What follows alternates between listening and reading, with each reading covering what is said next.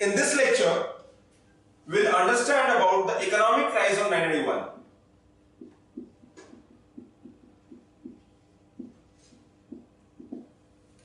To understand the economic crisis, we need to understand and go in the background of the phases.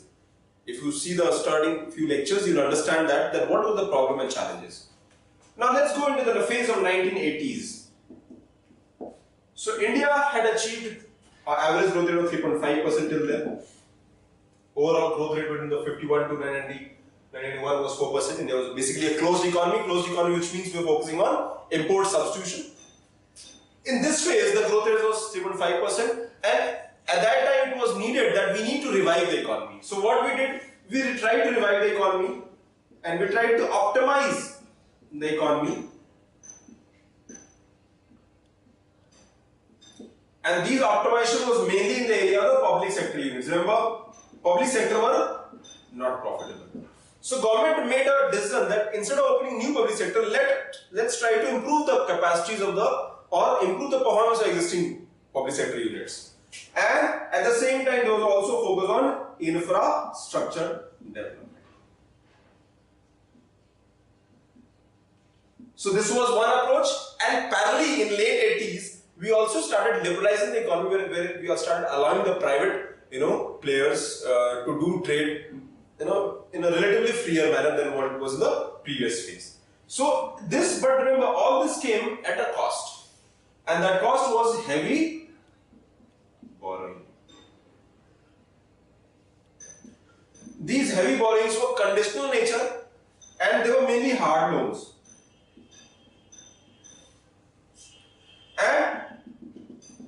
But if you try to see this phase, there were two plans here, that was 6th and 7th plan. And in both the plans, India was able to achieve its target. In both the plans, we achieved our target.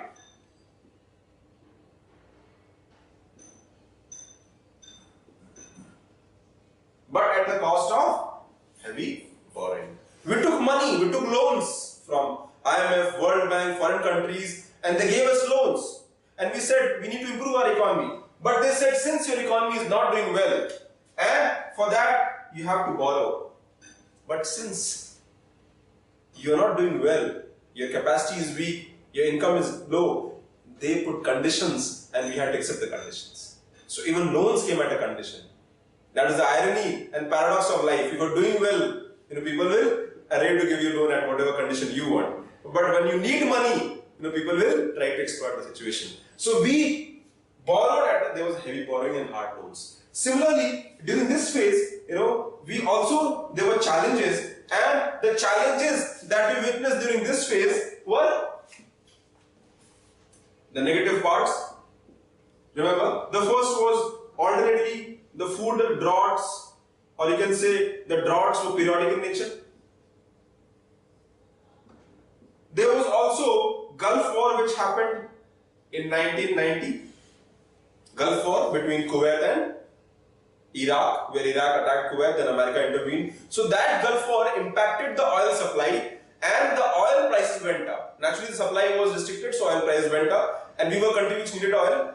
You cannot expect country not to live without oil. So oil was needed. So there was a Gulf War. There were droughts periodically. There was also a political crisis.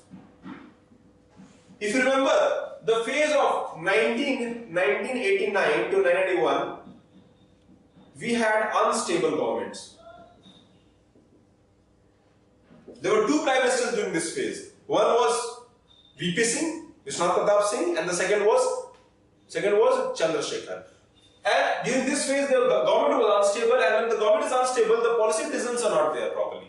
And when the government is not in a situation to take right policy decisions, economy suffers. And that is where. And also, since there was a Gulf War, there was low remittance. What is remittance? Indian people living in Gulf, they send money to India. So that is remittance. So since there was a Gulf War, people had to leave the Gulf countries and come to India. So the earnings that we were getting, and mainly that was in dollars, that was also not coming. So all these factors. So low exports were not very strong point of area, but whatever the exports, they also suffered. All that situation led to a situation where, there was default. The default was imminent, and the default was on the debt obligation. So default on debt was imminent. So this is the background. We were trying to do well, we're trying to improve our economy, improve our system. But remember, in the late 80s phase, things started derailing. And when things derailed, these were the main factors. And if you try to summarize the entire thing, what do you see here? That the background of economic crisis,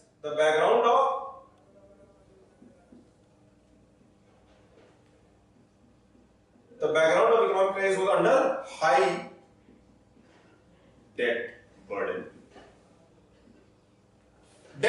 We were not able to service the debt, which means we were almost defaulting the debt. Debt servicing means you are paying the interest on the loans that you were taking or the principal amount. So default was imminent. Similarly, there was balance of payment crisis.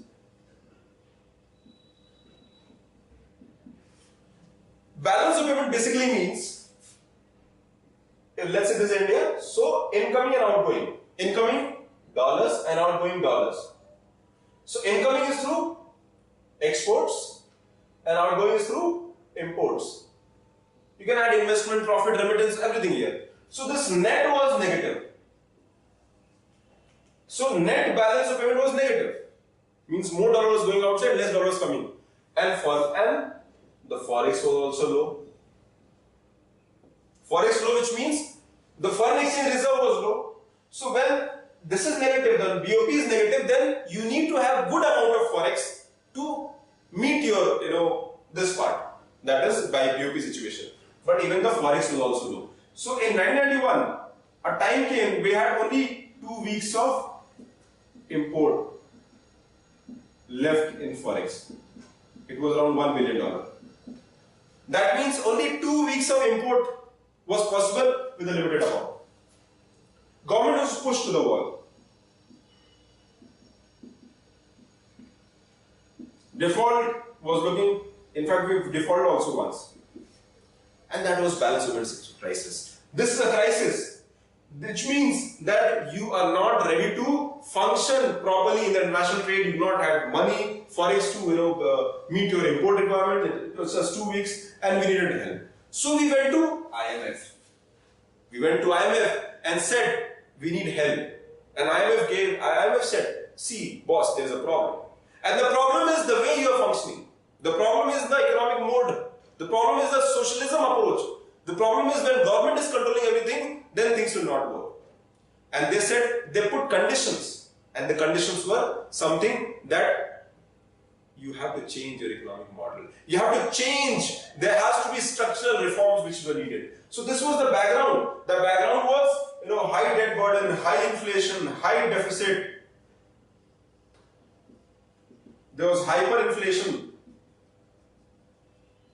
Hyperinflation is very high. So this was the background. And India went to IMF and World Bank and they said, yes, we are ready to help you. This economic crisis. But this economic crisis, which will require economic reforms.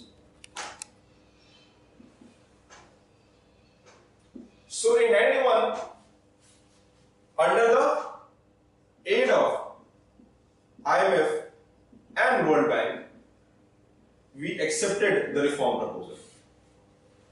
And the reform proposal was, bring your house in order. Ensure the economy comes back to order, and the reforms were structural adjustment program. And this structural adjustment program was mainly LPG, which is called Liberalization, Privitisation and Globalisation. So economic reforms were under the aid. We needed mortgage. We didn't have, they asked for mortgage. You're taking a loan, but what do you have? And we had to mortgage our gold. You'll be surprised. that gold was put in aeroplane, it was sent to Swiss Bank and Bank of England, and they gave us aid.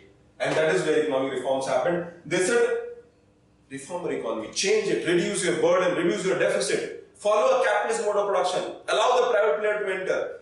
They also said that this economic reform should be based on the idea the business of the government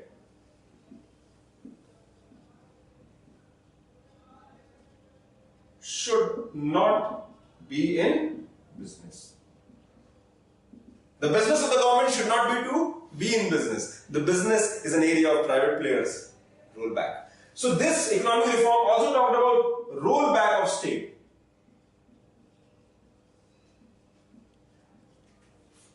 These economic reforms also talked about, the role of the government from regulator to facilitator.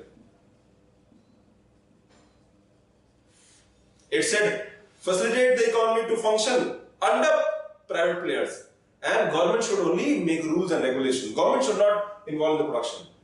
So, liberalization means you're reducing the rule regulation and allow the private players to function, reduce the role of the government, and privatization means you sell the public entities which are in losses. That was privatization. And globalization, which means you integrate the Indian economy with the world economy. In the next lecture, we'll take it on the 1991 phase later. So if you like the video, you can subscribe it. Thank you very much.